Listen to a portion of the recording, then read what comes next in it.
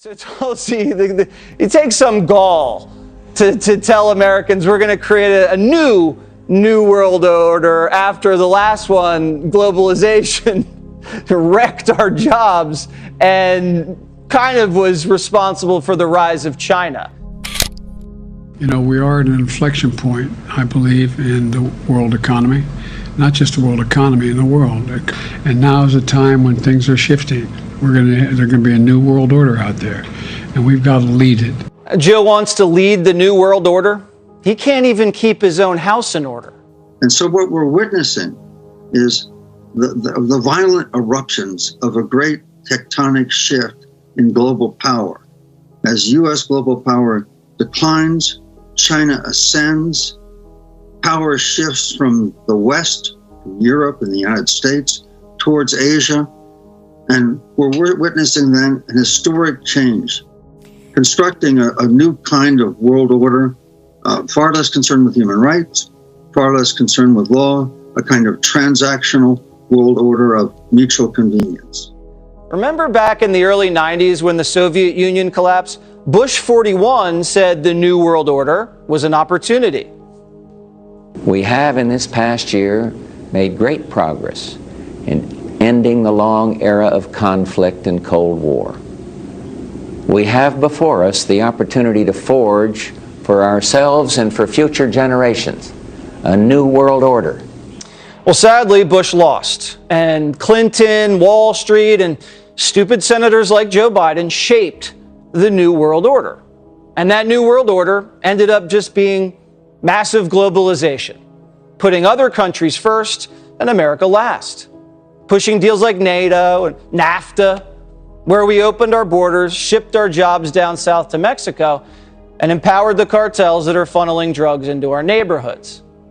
And China can thank the New World Order for their giant leap forward.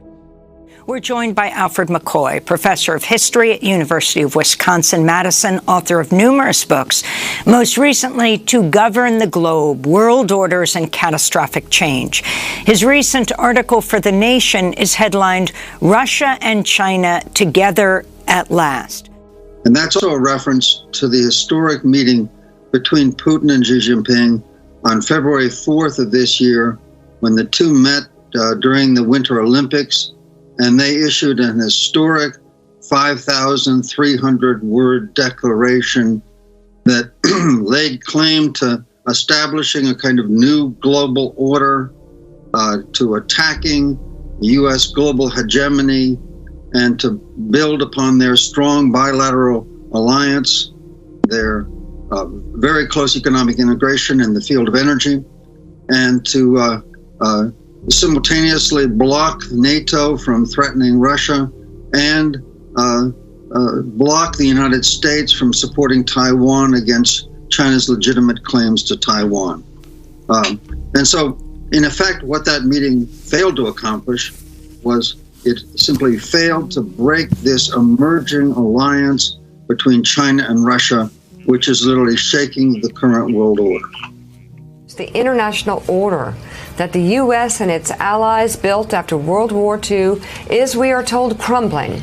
I really do think this is a moment like the end of World War II, where all of the boats are rocking, but the forces of freedom are doing what they need to preserve and protect themselves.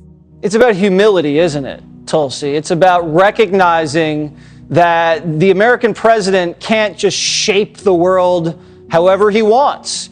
And part of being intelligent is kind of knowing your limitations. Do you think Joe Biden knows his limitations, or do you think he's so arrogant that he thinks he's just going to, create a new world order? Central to that humility, Jesse, is first and foremost recognizing you're not God. You are not in control. And if you try to pretend that you are, what will result, even with good intentions, what will result, unfortunately, is more suffering, more hardship. For the people in the world that supposedly he's trying to save, he seems to be more focused on trying to be president of the world, and along with the power elite of America, taking this missionary zeal to say, you know what, we're going to set aside the problems that the American people are facing and instead focus on saving the world by spreading democracy everywhere. It's just a bigger version of Obama's Arab Spring, where he took his kind of messianic attitude towards trying to save the Middle East by spreading democracy, but really just left destruction, suffering, and death in his wake. And that is exactly what we will see play out if he continues to think that he is and can be somehow the controller of all people and all things in this world. I mean, he can barely even control himself, let alone the entire world.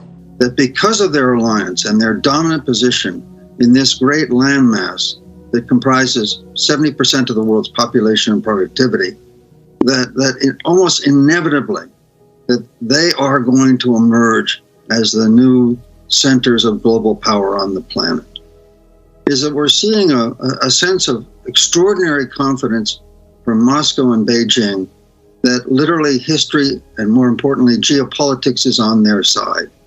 They believe that their alliance gives them such dominance, such power on the massive Eurasian landmass that they can prevail, that they can not only dominate the landmass, they can dominate international politics.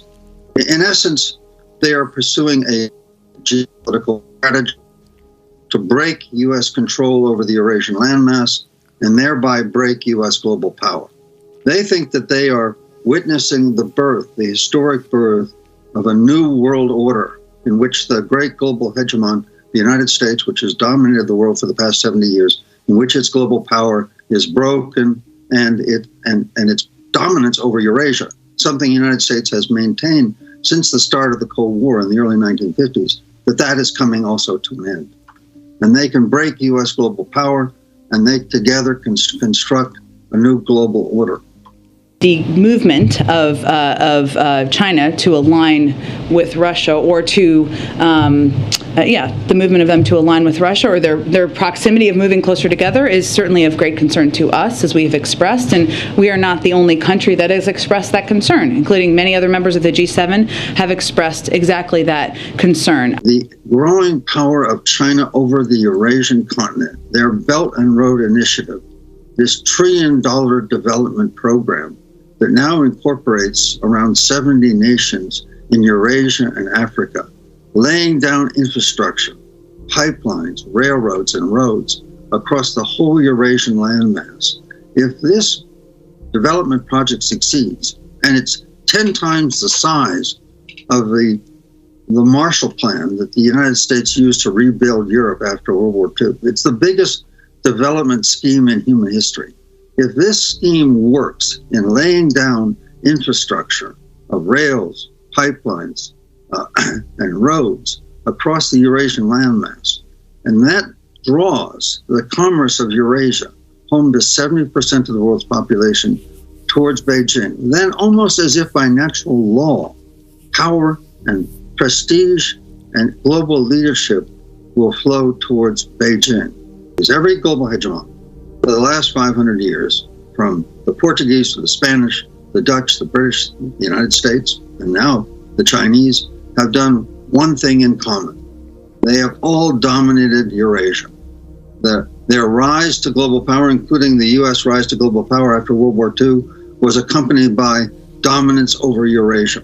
And decline of all of these global powers, including the United States, has been marked by their declining control over Eurasia.